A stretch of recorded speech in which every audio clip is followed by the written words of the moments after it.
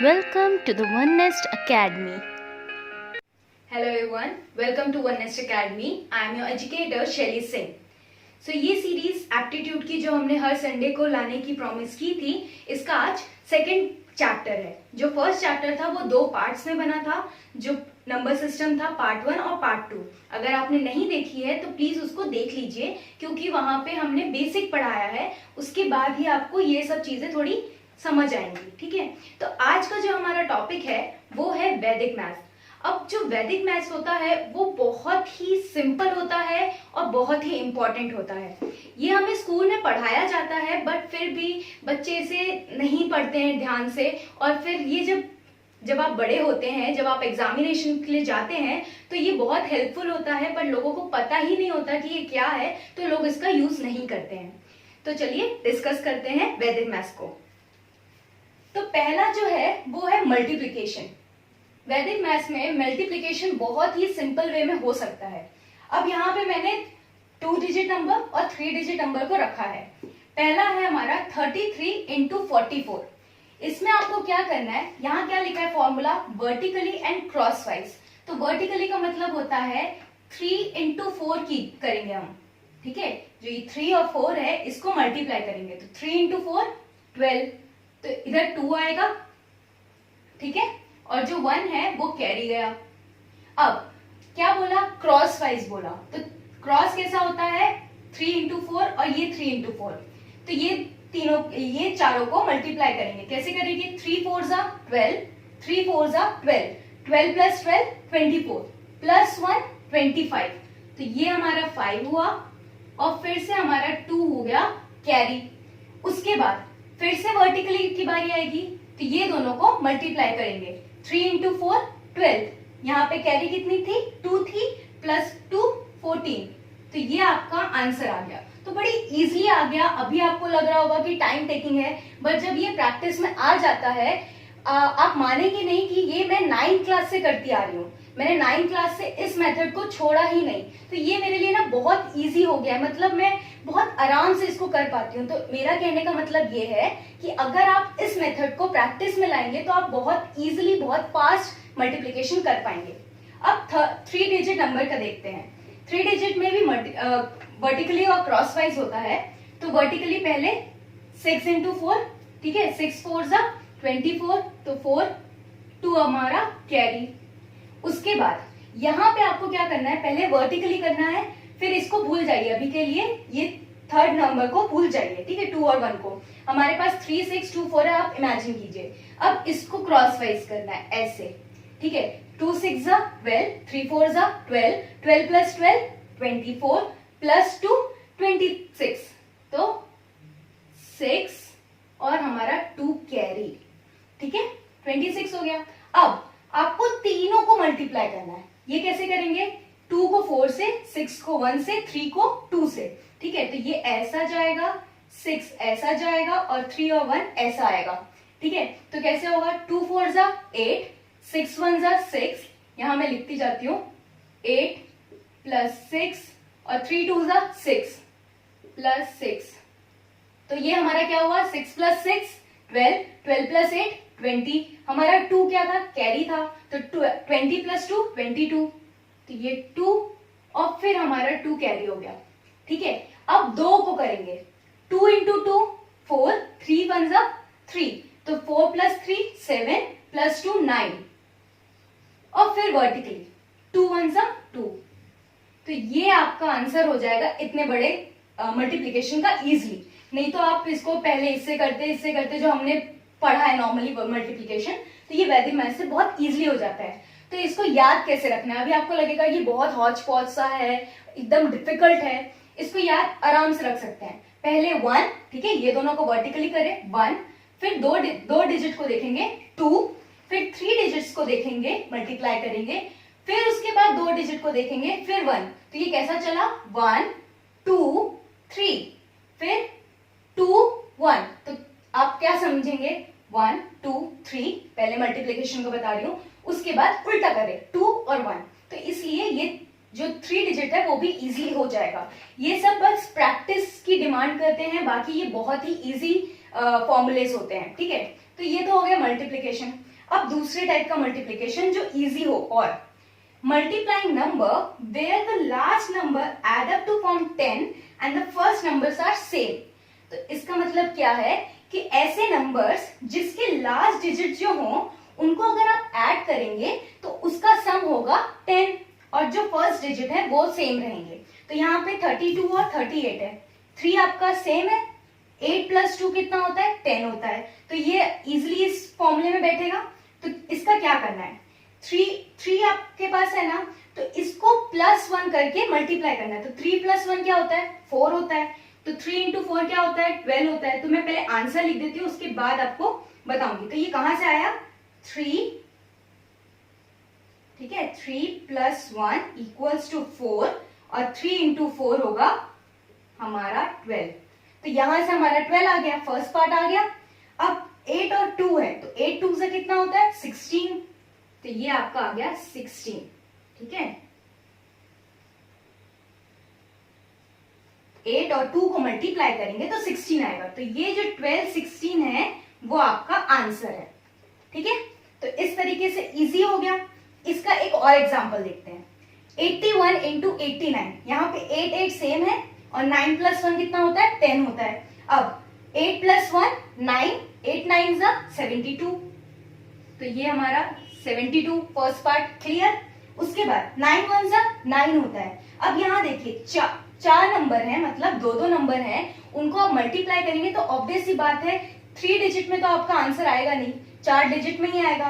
पर यहाँ 9 1 = 9 है, तो उसको हम 4 डिजिट में कैसे लिखते हैं 0 और 9। तो ये आपका आंसर होगा। मतलब अगर आपको इतने बड़े नंबर्स भले ही दिखने में लग रहे हो, इसको आप देख के अगर आपके प्रैक्टिस में बैठ जाए ये मेथड, तो आप इसको देख के ही सॉल्व कर पाएंगे। 8 × 8 + 1 और उसको मल्टीप्लाई कीजिए। 8 + 1 क्या हुआ 9 हुआ, 8 9 = 72 फर्स्ट पार्ट और 9 1 = 9। 4 में चाहिए तो 0 9 लिखेंगे। तो इस तरीके से इसका आंसर आ गया। ये हो गई मल्टीप्लिकेशन की बात। आई होप आपको ये समझ आया होगा। अगर नहीं आया होगा तो फिर से रिवाइंड करके देखिए, पर ये इजी है, आप इसको प्रैक्टिस में लाएंगे तो समझ आने लग जाता है, ठीक है। अब बात करते हैं स्क्वायर ट्रिक्स की। अब स्क्वायर ट्रिक्स क्या होती है, वो बहुत ही लगता है कि वो बहुत हार्ड है, उनको रटते हैं कई लोग, पर इसको रटने की बिल्कुल जरूरत नहीं है, ठीक है। तो पहले हम बात करते हैं जो ऐसे स्क्वायर्स निकालना जिसके एंड में 5 हो, ठीक है। तो यहाँ पे 75 का स्क्वायर निकालते हैं। कैसे निकालेंगे, यहाँ पे 5 है, तो जिस भी स्क्वायर का, जिस भी नंबर का एंडिंग 5 होता है, उसके स्क्वायर में लास्ट में 25 तो कंपलसरी आता ही है, ठीक है, ये फैक्ट है। तो यहाँ 5 है, तो 5 का स्क्वायर कितना होता है 25, तो वो आपने एज इट इज लिख दिया। अब यहाँ 7 है, जैसा हमने इस मल्टीप्लीकेशन में किया था, जो फर्स्ट डिजिट है उसमें +1 करके उसको मल्टीप्लाई किया था, वैसे ही इधर भी 7 + 1 8, 8 × 7 56। तो ये आपका आंसर हो गया 75 का स्क्वायर। इतना इजी 75 का स्क्वायर निकल सकता है, आपने इमेजिन नहीं किया होगा। बट एक छोटा सा फॉर्मूला, छोटी सी ट्रिक, उसने आपके क्वेश्चन को बहुत इजीली सॉल्व कर दिया। अब थोड़े बड़े डिजिट लेते हैं। अब यहाँ पे 5 है, 5 का स्क्वायर लिख दीजिए 25। अब यहाँ 17 है, ठीक है, इसको एज अ 1 नंबर लेना आप। ये जो 2 डिजिट के नंबर हैं, इसको आप होल करके 1 बोलेंगे, ठीक है, इसको एक डिजिट के हिसाब से लेंगे। तो ये 17 है, 17 + 1 क्या होता है 18। अब 17 × 18 कीजिए। अब यहाँ पे आप इस रूल को यूज कर सकते हैं, ठीक है, डेली यूज के लिए मैं इसको बता रही हूँ, रेफरेंस, ठीक है। तो यहाँ पे हम यूज करेंगे 7 8 = 56, ठीक है, 8 1 = 8, 7 1 = 7, 8 + 7 4, 15, 15 + 5 20, 0 2 कैरी, ये कैरी है, ठीक है, और 1 1 = 1 + 2 3। तो आपका 17 × 8 18 होता है 306। तो ये आपका आंसर आ गया 30625। 175 का स्क्वायर आपने इतनी इजीली निकाल लिया, ठीक है। ये प्रैक्टिस कर लीजिए मल्टीप्लिकेशन से, और ये आपका फॉर्मूला है। ये हो गई 5 डिजिट के एंडिंग वाली बात। अब देखते हैं सेकेंड ट्रिक, जो स्क्वायर ढूंढने के लिए होती है, जिसकी एंडिंग में 5 नहीं होता है, उस नंबर्स की स्क्वायर्स कैसे निकालते हैं, ठीक है। तो ये स्क्वायर निकालने के 3 स्टेप्स हैं। पहला step, square of large digit equals to last number, multiply the given digit equals to mid number, square of the first digit equals to first number. अब इसको अप्लाई करते हैं हम इस क्वेश्चन में। अब आपको यहाँ पे 49 दिख रहा होगा, 49 का स्क्वायर निकालते हैं। तो स्क्वायर ऑफ लास्ट डिजिट बोला है, 9 का स्क्वायर 81, तो 1 लिखा हमने और 8 हमारा कैरी हो गया, ठीक है। उसके बाद क्या बोला, multiply the given digit so that you get mid number. अब गिवन डिजिट मतलब यहाँ पे आपको कितने दिख रहे हैं, 4, 9 और 2, तो 4 9 जा 36, 36 इंटू 2 72, तो प्लस 8 हमारा कैरी 8 था, प्लस 8 तो हुआ 80, 0 और हमारा फिर से 8 हमारा कैरी हो गया। अब बोला square of first digit equals to first number. First digit कौन सा है, 4 है, 4 का स्क्वायर कितना होता है 16 प्लस 8, 17, 18, 19, 20, 21, 24, तो ये आपका हो गया 2401। ये 49 का स्क्वायर है। आपको बिना किसी मल्टीप्लिकेशन यूज किए इतनी इजीली 49 का स्क्वायर मिल गया। अब 3 डिजिट्स के नंबर्स को देखते हैं। यहाँ पे आपको क्या करना है, इसमें जो ये फॉर्मूला मैंने बताया, जो ट्रिक बताई, वो ही हर चीज में अप्लाई होगी, वो 3 हो 4 हो। आपको 3 डिजिट में ये जो 12 दिख रहा है उसको एज अ होल 1 लेना है और 4 को सेकेंड डिजिट और जो हमारा स्क्वायर है उसको थर्ड डिजिट। अब क्या करना है, पहला क्या है, लास्ट डिजिट का स्क्वायर निकालना है। लास्ट डिजिट क्या है, 4 है, 4 का स्क्वायर 16, 6 यहाँ 1 कैरी। उसके बाद अब हमें 12 का स्क्वायर देखते हैं। 12 का स्क्वायर क्या होता है 144, तो हमारा फर्स्ट और लास्ट डिजिट का हमने कर लिया। अब मिड का देखते हैं। 12 4 जा 48, 48 इंटू 2, 48 इंटू 2, 2 8 जा 16, 2 4 जा 8, 9, 96। अब 96 में ये कैरी था, प्लस 1 97, तो 7 यहाँ आएगा और 9 यहाँ आएगा। अब आप इसमें ये कैरी है, ठीक है, तो ये फर्स्ट डिजिट है, ये मिड है और ये लास्ट है। 144 में 9 को ऐड करेंगे तो क्या आएगा हमारा 15376। तो 124 का जो आपका स्क्वायर आएगा 144 प्लस 9 करेंगे 15376, तो 15376 आपका 124 का स्क्वायर होगा। अब हम देखते हैं स्क्वायर रूट कैसे फाइंड आउट करना है। अभी हमने स्क्वायर्स कैसे फाइंड आउट करना है वो देख लिया, अब स्क्वायर रूट की बात करते हैं।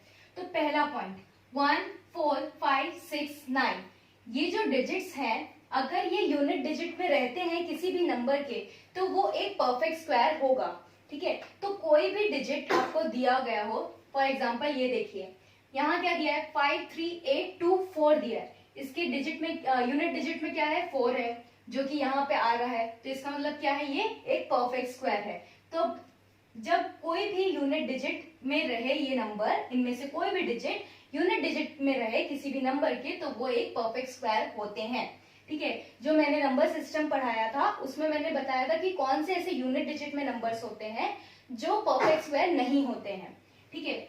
अब ट्रिक देखते हैं, ये क्यू क्वेश्चन है और ये ए आंसर के लिए है। तो अगर आपके क्वेश्चन में यूनिट डिजिट में 1 हो तो आपके आंसर में 1 या फिर 9 आएगा। अगर आपके क्वेश्चन के यूनिट डिजिट में 4 है तो आंसर के यूनिट डिजिट में 2 या 8 आएगा। अगर आपके क्वेश्चन के यूनिट डिजिट में 5 है तो आंसर के यूनिट डिजिट में 5 आएगा। अगर यूनिट डिजिट में 6 है आंसर के यूनिट डिजिट में 4 या फिर 6 आएगा। यूनिट डिजिट में 9 है तो आंसर के यूनिट डिजिट में 3 या 7 आएगा।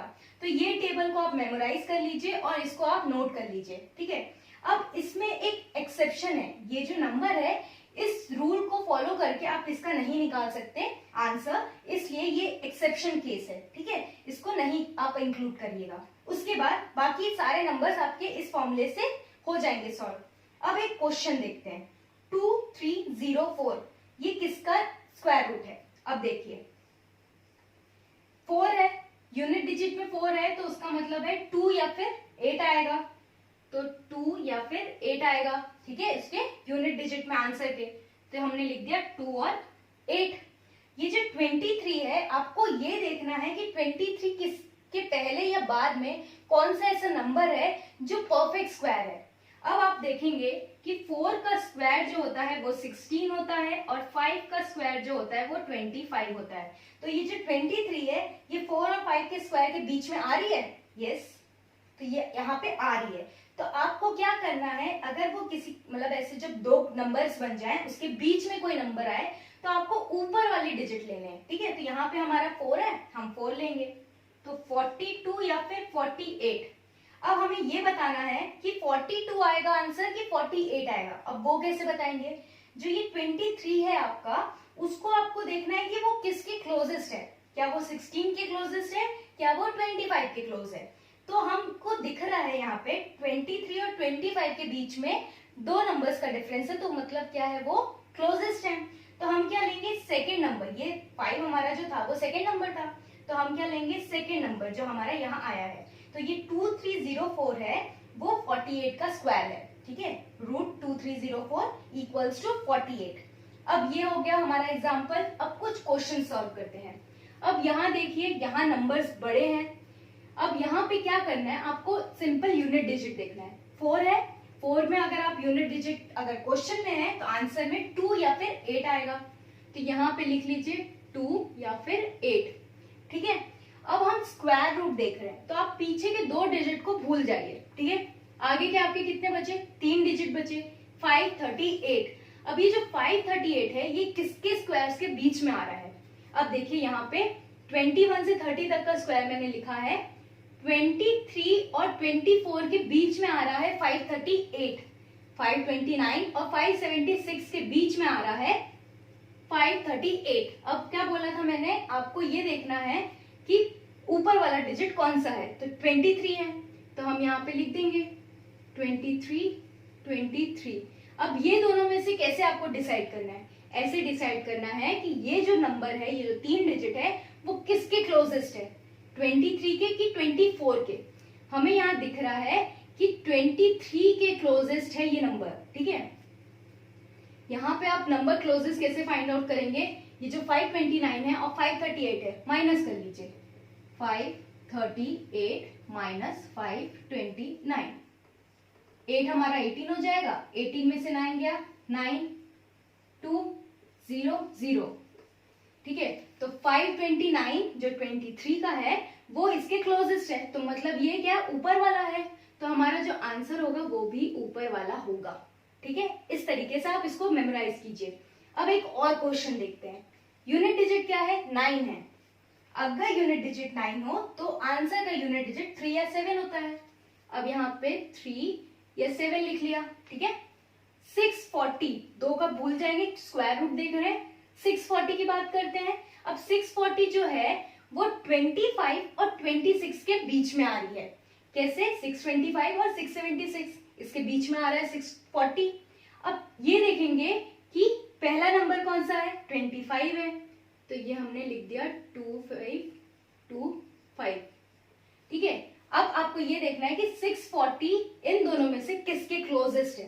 तो आप इसका नंबर्स देख के अंदाजा लगा सकते हैं कि 625 क्लोजेस्ट है। तो ये क्या था, 625 ऊपर वाला था, तो हमारा आंसर क्या होगा, ऊपर वाला होगा।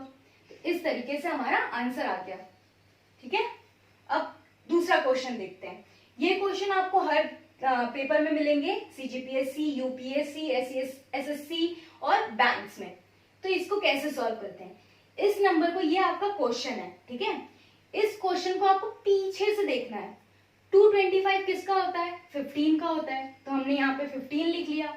उसके बाद जब उसका रूट हट गया तो वो इससे प्लस हो सकता है, यस। तो 154 प्लस 15 कितना होगा, 169 होगा। अब 169 किसका है, 13 का है, तो जब ये सॉल्व हो गया उसका भी रूट हट गया, तो 108 प्लस 13 हुआ। 108 प्लस 13 आपका 121 होगा, तो 121 किसका है, 11 का है, तो उसका भी रूट हट जाएगा, तो 25 प्लस 11 बचा। अब इसको प्लस करोगे तो 36 आएगा, ये भी रूट हटेगा, 36 किसका है, 6 का है, तो 10 प्लस 6 16, और ये आपका आंसर आया 4। ठीक है, तो इस तरीके से आपका इतना बड़ा क्वेश्चन आराम से सॉल्व हो गया। तो इस फॉर्मूले को यूज करके आप स्क्वायर रूट कैसे फाइंड आउट करना है ये देख सकते हैं। इस टेबल को मेमोराइज कर लीजिए, ये जो नंबर्स है इनको भी मेमोराइज कर लीजिए ताकि आपको देख के ही समझ आ जाए कि ये परफेक्ट स्क्वायर है या नहीं है। अब बात करते हैं क्यूब रूट्स के बारे में, ठीक है। तो क्यूब रूट में भी स्क्वायर रूट जैसा ही फॉर्मूला होता है, बस थोड़े डिफरेंस होते हैं। तो क्यूब रूट में क्वेश्चन और आंसर यूनिट डिजिट, ठीक है, जैसे स्क्वायर रूट में हुआ। तो अगर आपके यूनिट डिजिट में क्वेश्चन में 1 है तो आंसर में 1 आएगा, क्वेश्चन में 2 है तो आंसर में 8 आएगा, क्वेश्चन में 3 है तो आंसर में 7 आएगा, क्वेश्चन में 4 है तो आंसर में भी 4, 5 है तो भी 5, 6 है तो भी 6, 9 है तो भी 6, ठीक है। और बाकी जो 8 और 7 है, अगर क्वेश्चन में 8 और 7 है तो आपके ये 2 और 3 हो जाएंगे। तो ये टेबल हो गया। उसके बाद ये क्वेश्चन है, इसको सॉल्व करते हैं। तो यूनिट में क्या है, इसके 5 है तो 5 का 5 होता है, तो ये हमारा 5 हो गया, ठीक है। उसके बाद अब आपको, जैसे हम स्क्वायर रूट में पीछे से 2 डिजिट को छोड़ रहे थे, क्यूब रूट में आप पीछे से 3 डिजिट को छोड़ देंगे। ये 8 7 5 कोई काम का नहीं है। हमारे पास बचा 4 2 1। अब इसके क्लोजेस्ट क्यूब कौन सा है? 4 2 1 के क्लोजेस्ट क्या है? 343, 7, तो हमारा आंसर आ गया 7, ठीक है। तो ये बहुत इजी है, स्क्वायर रूट से ज्यादा इजी है क्यूब रूट निकालना। तो ये हमारा आंसर आ गया 75, जो कि इसका आंसर है। उसके बाद ये दूसरी ट्रिक है, tricks to find non perfect square, ठीक है। जो परफेक्ट स्क्वायर नहीं होते उसको किस फॉर्मूले से फाइंड करते हैं? तो उसका फॉर्मूला है root x plus minus y equals to root x plus minus y upon 2 root x. तो ये इसको अब इस फॉर्मूले को हम क्वेश्चन में अप्लाई करेंगे। तो क्वेश्चन है हमारा 130। अब आपको देख के समझ आ रहा है कि जो 130 है वो परफेक्ट स्क्वायर नहीं है, तो इसको कैसे फाइंड आउट करना है? तो x और y चाहिए हमें। तो 130 को आप कैसे स्प्लिट कर सकते हैं? आपको इस तरीके से स्प्लिट करना है कि जो आपका x हो वो एक परफेक्ट स्क्वायर हो, ठीक है। तो यहाँ पे मैंने 121 प्लस 9 किया है। तो ये जो 121 है ये एक परफेक्ट स्क्वायर है 11 का, तो इसलिए मैंने इस तरीके से स्प्लिट किया है। जब आप स्प्लिट कर लेंगे फिर क्या करना है? Root x plus minus y upon 2 root x. तो हम यहाँ पे प्लस लिया है, प्लस 9 130 होता है, तो हम यहाँ पे प्लस लेंगे। तो root 121 plus 9 upon 2 into 121, root 121, ठीक है। अब उसको सॉल्व करेंगे तो 121 किसका है? 11 का है, तो 9 एज इट इज आएगा, और 2 इंटू 121 रूट में है 11 का है, तो 2 इंटू 11 22। अब इसका एलसीएम निकालेंगे तो आपका आंसर आएगा 242 प्लस 9 अपॉन 22। तो 242 प्लस 9 करेंगे तो आपका आंसर आएगा 251 बाय 22। अब इसको आप डिवाइड करेंगे तो आपका आंसर आएगा 11.40। तो ये जो आपका आंसर है ये आपका आंसर होगा नॉन परफेक्ट स्क्वायर का, ठीक है। तो इस फॉर्मूले को यूज करके आपको नॉन परफेक्ट स्क्वायर निकालना है। पहले आपको रूट x और y चाहिए, तो x को इस तरीके से लीजिए कि वो परफेक्ट स्क्वायर हो, ठीक है, किसी भी डिजिट का परफेक्ट स्क्वायर हो, और y कोई भी नंबर होगा, ठीक है, उसको जो प्लस माइनस करेंगे वो नंबर होगा। फिर उसके बाद परफेक्ट स्क्वायर ये सॉल्व हो जाएगा यहाँ पे, और इस तरीके से ये क्वेश्चन सॉल्व हो जाएगा। अब कुछ मिसलेनियस क्वेश्चन देखते हैं जो कि आज की जो वीडियो है उससे रिलेटेड है। तो इधर क्वेश्चन है, if y equals to 5 then find the value of 10y root y cube minus y square। अब क्या बोला? y की हमें वैल्यू दे गई है 5, तो 10y, तो 10 इंटू 5 कितना होगा? 50 होगा, ठीक है। उसके बाद रूट बोला, ठीक है, लगा दिया। y क्यूब बोला, 5 का क्यूब बोला, 5 का क्यूब अब यहाँ 125, ठीक है। अब क्या बोला? माइनस वाई स्क्वायर, 5 का स्क्वायर 25, तो माइनस कर दिया, ठीक है, ये हो गया। अब ये क्या होगा? 125 माइनस 25 100। अब 100 किसका है? 50, 100 है हमारा 10, ठीक है, 500, तो ये आपका आंसर आ गया इस क्वेश्चन का। ठीक है, इस तरीके से आपने इसको सॉल्व कर लिया। अब दूसरा क्वेश्चन देखते हैं। If 5 + 2√3 upon 7 + 4√3 equals to a + b √3, then find the value of a and b। तो हमें यहाँ पे ये दिया गया है और बोला गया है कि a और b की वैल्यू निकालनी है। तो ये दिखने में थोड़ा हार्ड दिख रहा होगा, पर ये बहुत इजी है, क्योंकि आप इसको ऐसे लिखिए 5 2√3 अपॉन 7 + 4√3। अब ये आपका हो गया। उसके बाद आप जो ये लास्ट नीचे जो नंबर रहेगा उसको आप यहां लेंगे मल्टीप्लीकेशन में। ठीक है, ये मल्टीप्लीकेशन में जाएगा और जो यहाँ अगर प्लस है तो यहां जाके वो माइनस हो जाएगा, और अगर माइनस है तो वो प्लस हो जाएगा। तो कैसे होगा वो 7 - 4√3 अपॉन नीचे भी सेम लेंगे 7 - 4√3। ये आपका हो गया। ठीक है, अब ये किसी फॉर्मेट में नहीं है। इस टाइप के जो क्वेश्चंस होते हैं वो जो मैंने फॉर्मूलेस पढ़ा है नंबर सिस्टम में, उस फॉर्मेट में आते हैं कई बार। ठीक है, तो ये अभी फॉर्मेट में नहीं है, तो इसको हम सॉल्व कैसे करेंगे। 5 × 7 35। ठीक है, और 5 × 4 20, √3 एज इट इज रहेगा, प्लस माइनस -20 √3। ठीक है, उसके बाद 2√3 × 7, तो 2 7 = 14 और √3 उसके साथ जाएगा, प्लस का साइन लगेगा, 14 √3 हो गया।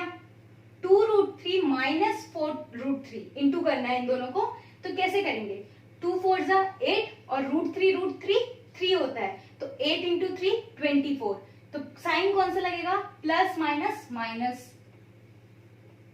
ये ऊपर का तो हमने सॉल्व कर लिया, अब नीचे का करते हैं। नीचे में क्या है, ये आपको 7 है, ये 4√3 है, ये भी सेम है। तो ये किस फॉर्मेट में है, a + b a - b। तो आप उसको क्या लेंगे, a² - b²। ठीक है, ये इस फॉर्मेट में आ गया। अब इसको नॉर्मली सॉल्व करना है। तो 35 - 24 11। ठीक है, अब -20 √3 + 14, तो माइनस प्लस माइनस, तो 20 - 14 6, और √3 एज इट इज रहेगा। नीचे 7 7 = 49 माइनस 4√3 होल स्क्वायर, तो 4 4 = 16, √3 × √3 3, 16 × 3 48। तो 49 - 48 1 हुआ। तो ये आपका क्या बन गया, बाय 1। तो 1 वैल्यू है नहीं। ठीक है, तो आपका क्या a और b चाहिए था, अभी ये इस फॉर्मेट में आ गया। तो आपका a क्या है 11 और b क्या है 6। तो इस तरीके से आपका आंसर सॉल्व हो गया। ठीक है, तो a हमारा 11 है और 6 हमारा b है। ठीक है, तो इस तरीके से आप जब भी इस टाइप के क्वेश्चंस आए, उसको आपको क्या करना है, बस नीचे वाले डिजिट पूरे एक नंबर को लेके उसको मल्टीप्लिकेशन में डालना है और बस साइन चेंज करना है और फिर उसको सॉल्व करना है। हमेशा कभी कभी होता है कि जैसे यहाँ पे a + b a - b के में आया, कभी कभी होता है a + b होल स्क्वायर में आ जाता है, तो ये बहुत इजी हो जाता है। तो आज की जो सीरीज थी वो बेसिकली स्क्वायर रूट्स और स्क्वायर फाइंड आउट करने की थी। क्यूब रूट्स की क्वेश्चन थोड़े कम आते हैं, फिर भी आपको नहीं पता कि कब पैटर्न चेंज हो जाए, तो आपको क्यूब रूट भी मेमोराइज करने की जरूरत है।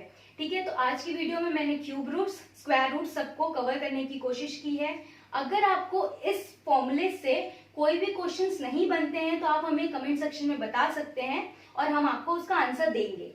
ठीक है, सो आई होप आपको ये इंफॉर्मेटिव लगी होगी, ये आपके एग्जाम में काम आएगी। So please like, share and subscribe and also hit the bell icon so that you get updated. Thank you.